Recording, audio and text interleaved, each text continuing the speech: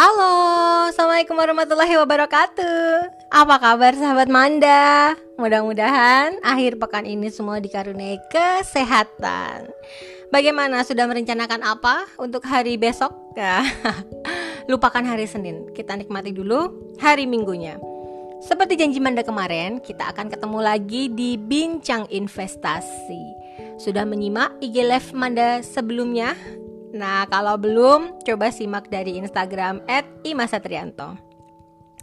Nah, kali ini aku pagi ini sudah mendung-mendung di Jogja dan kita kedatangan tamu nih. Nah, seorang kawan yang cukup tahu tentang pasar modal. Gimana kalau kita kenalan dulu? Nah, halo, selamat pagi Mas Elton. Halo, selamat pagi Sobat Manda. Saya Elton di sini yang akan membantu teman-teman sekalian untuk mengetahui lebih lanjut tentang obligasi. Menyenangkan sekali ya perbincangan kita. Sudah pagi-pagi seperti ini dan kita akan bahas topik-topik yang sekiranya membuat mata jadi hijau. Nah, teman-teman semua, sekarang aku akan mulai nih dengan tanya jawab dulu ya supaya panas gitu.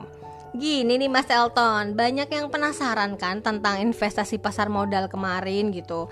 Dan kita udah sempet ya bahas bahwa ada tiga produk ya istilahnya ya. Tiga produk yang ada di pasar modal, yaitu obligasi, saham, dan reksadana. Iya. Jadi kemudian orang itu sudah pengen nih, kemarin banyak teman-teman yang DM gitu kan, pengen tahu tentang lebih lanjut tentang investasi yang paling aman buat pemula. Kemarin direkomendasikannya obligasi ya? Ya, obligasi, karena paling dekat ini juga ada obligasi yang akan terbit. Wah, pas banget waktunya. Nah, sahabat Manda, sekarang aku mau mulai bahas materinya dengan menanyakan pertama kali nih, obligasi itu apa sih? Oke, obligasi. Nah, kalau obligasi bahasa simpelnya adalah surat utang. Nah, jadi obligasi itu diterbitkan oleh pemerintah atau perusahaan swasta atau pemerintah daerah sebagai cara mereka untuk mendanai proyek atau keuangan mereka. Nah, obligasi yang diterbitkan ini biasanya ada jangka waktunya atau jatuh temponya. Kemudian ada kupon atau bunga yang dibayarkan secara rutin gitu. Jadi istilahnya kita kalau investasi obligasi itu juga bisa membuat negara itu jadi semakin makmur, begitu bukan ya? Iya, intinya membantu keuangan negara. I see. Jadi kita ikut sumbangsih dalam pembangunan negara, begitu bukan ya? Benar, kita membantu negara membangun negara ini. Nah, sekarang pertanyaannya tuh agak lucu gitu kan. Kemarin ada yang bilang bahwa Manda, aku tuh investasi obligasi, ori atau suku. Nah, itu kan orang kalau awam banget kayak kita tuh kan mudah banget ya, bingung gitu kan, apa investasi obligasi belinya ori atau ditawarin investasi obligasi atau suku. Nah, pada itu kan satu produk gitu. Apa sih bedanya ori dan suku gitu? Oke, untuk perbedaannya, obligasi secara umum itu ada dua. Ada yang obligasi konvensional dan syariah. Nah, obligasi yang konvensional ini yang kalau untuk retail itu dinamakan ORI, Obligasi Retail Indonesia. Kenapa kok konvensional? Karena dia berbasis bunga. Jadi ada bunga yang langsung diberikan kepada investor atau pembeli obligasi setiap bulan. Besarnya juga sudah ditentukan di awal. Sedangkan kalau obligasi syariah itu lebih dikenal dengan namanya sukuk. Nah, kalau untuk retail itu namanya Sukuk Retail Indonesia. Kemudian tingkat imbal hasilnya pun sebenarnya sudah ada karena ditetapkan di depan. Kok bisa? Padahal kan bukan berbasis bunga, karena dia berbasis atau akarnya adalah ijarah, sewa menyewa, sehingga bisa ditetapkan di muka. Jadi kalau untuk investor atau teman-teman yang di sini yang ingin membeli yang konvensional, beli saja ori. Kemudian yang lebih mengedepankan syariah, beli saja sukri. Nah, tapi apakah kalau saya tidak menganut syariah atau bukan muslim boleh nggak beli sukri? Boleh saja, semuanya boleh, yang penting ada uangnya gitu kan. Nah, bener banget ya sahabat Manda. Jadi teman-teman, ini mungkin pencerahan ya, bahwa ori sama sukri itu tadi itu sebetulnya satu produk dari investasi obligasi. Nah, sekarang nih Mas Elton, kalau boleh tahu, apa sih kelebihannya kita punya obligasi? Karena punya ori lah ya, punya investasi dalam obligasi ini tadi. Karena kan ini dibilang aman tuh tadi buat pemula, berarti ada nggak sih kelebihannya gitu? Ntar aman-aman, tahu-tahu nggak ada kelebihannya. Ya, kelebihan yang pertama jelas amannya, itu adalah kelebihan yang pertama. Dalam artian kalau ori ini karena sang penerbitnya adalah pemerintah, dimana kalau pemerintah berarti resiko defaultnya atau resiko gagal bayarnya kecil, sehingga bisa dianggap aman. Kemudian yang kedua ada jatuh temponya, yaitu aman dalam artian uang kita tidak akan hilang. Ketika jatuh tempo, uang yang kita belikan untuk membeli ori itu akan kembali secara utuh. Plus tiap bulan kita mendapatkan penghasilan yang sudah ditetapkan. Misalkan 6%, 5%, 4%, tiap bulan akan mendapatkan itu. Oh iya, kalau untuk tingkat bunganya ini per tahun ya, sehingga nanti 5% atau 6% dibagi 12, jangan 6% per bulan gitu kan. Kalau itu mas saya mau dong. Nah, jadi teman-teman, harus kita kenal dulu tentang investasi obligasi supaya tidak terjadi mispersepsi. Nah, teman-teman, lanjut lagi ya. Ini aku mau bicara tentang keuntungan berinvestasi ya, teman-teman. Tadi sudah dijelaskan oleh Mas Elton bahwa pembayaran imbal hasil tadi dijamin oleh undang-undang.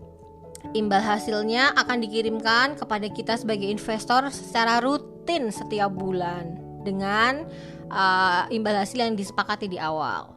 Kemudian yang menarik lagi, imbal hasilnya tuh lebih besar daripada deposito bank BUMN. Nah, ini yang jadi highlight ya teman-teman.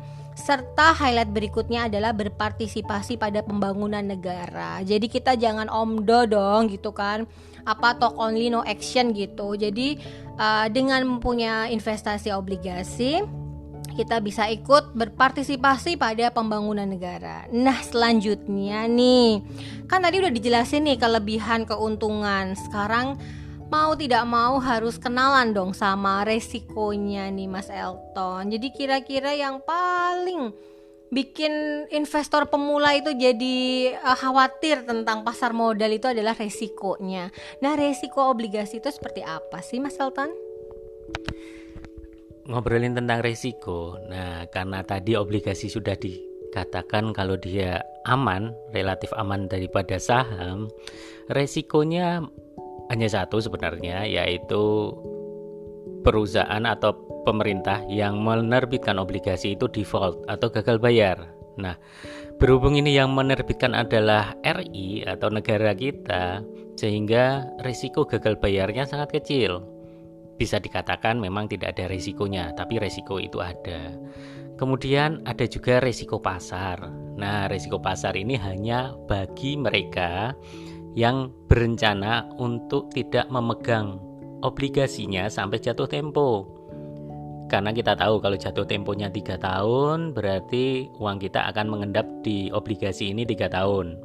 Nah, misalkan kita butuh dana pada waktu dekat, misalkan 1 tahun lagi kita butuh dana atau 1,5 tahun, obligasi ini bisa dijual di pasar sekunder. Nah, salah satu keuntungannya adalah likuiditas yang cukup tinggi. Kita jual di pasar sekunder, nanti harganya akan mengikuti harga pasar. Nah, harga pasar ini yang bisa naik turun tergantung suku bunga yang ada di luar. Tetapi tenang, selama suku bunga di luar itu lebih rendah daripada kupon atau bunga yang dibayarkan tiap tahun, harga obligasi tidak akan turun. Jadi resikonya ada 2, default, yang mana kalau pemerintah yang menerbitkan itu 0, jadi kecil sekali resikonya. Yang kedua adalah kalau dijual sebelum jatuh tempo. Nah, itu. Oke, jadi teman-teman, itu ya resikonya tadi itu hanya ada dua. Yang pertama adalah tidak dibayarkan. Tapi percayalah, selama Indonesia ini masih berkibar merah putihnya dan kita masih punya aset, masih ada yang dijual untuk membayar ori kita. Kemudian yang kedua adalah kesalahan dari kita sendiri. Belum jatuh tempo kok udah mau ditarik duitnya. Kembali lagi tentang berinvestasi harus menggunakan uang yang adem, menggunakan uang yang dingin. Artinya uang yang tidak dipakai dalam jangka waktu yang dekat. Nah teman-teman, sebagaimana kita berinvestasi harus diingat ya bahwa investasi pasar modal adalah investasi jangka panjang. Tidak ditunggu dalam 1 bulan, 2 bulan, 3 bulan, melainkan dalam hitungan tahunan. Nah berikutnya saatnya kita berpromosi ya. Nah jadi kita haruslah ya menceritakan bahwa investasi pasar modal di bulan ini itu juga sedang ada nih investasi obligasi yang sedang launching.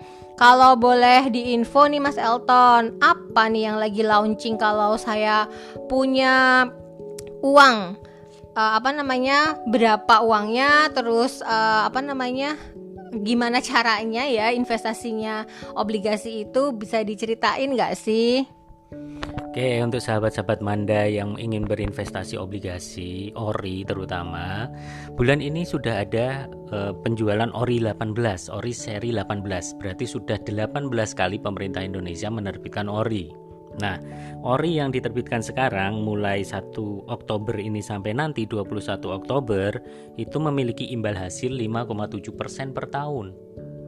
Nah, kemudian kalau ada yang nanya berapa sih mulainya untuk berinvestasi ori, murah sekali. Kita mulai berinvestasi di ori bisa mulai dari 1 juta rupiah. Kemudian nanti dibayarkan bunganya tadi 5,7% per tahun, pembayarannya adalah setiap bulan. Nah, untuk rekan-rekan yang belum memiliki rekening investasi, Dana Reksa memiliki cara untuk rekan-rekan agar bisa membeli obligasi ori ini dengan cara yang pertama mendaftar dahulu ke e-form.danareksaonline.com. Setelah menjadi nasabah, kemudian melakukan pemesanan ori 18 melalui website sbn.danareksaonline.com. Nah, itu adalah caranya. Pertama, daftar menjadi nasabah dulu, kemudian memesan melalui sbn.danareksaonline.com. Oke, itu Mbak Ima. Nah, terima kasih banyak. Jadi penjelasannya sudah cukup jelas ya teman-teman, bahwa ori 18 ini masih terbuka kesempatan buat teman-teman semua untuk menjadi investor. Nah demikian, gak terasa waktunya sudah lumayan cukup lama mendengarkan kita cuap-cuap pada pagi hari ini. Dan tentunya mengobati rasa rindu teman-teman atas suara Manda. Atau semoga bisa memberi manfaat tentang ilmu yang kita bagikan melalui podcast ini. Nah demikian sahabat Manda, aku tutup acaranya pada pagi hari ini tentang investasi obligasi. Selamat berakhir pekan, salam investasi, sehat dan selalu berbahagia, tetap menebar kebaikan dan bye-bye. Assalamualaikum warahmatullahi wabarakatuh. Dah.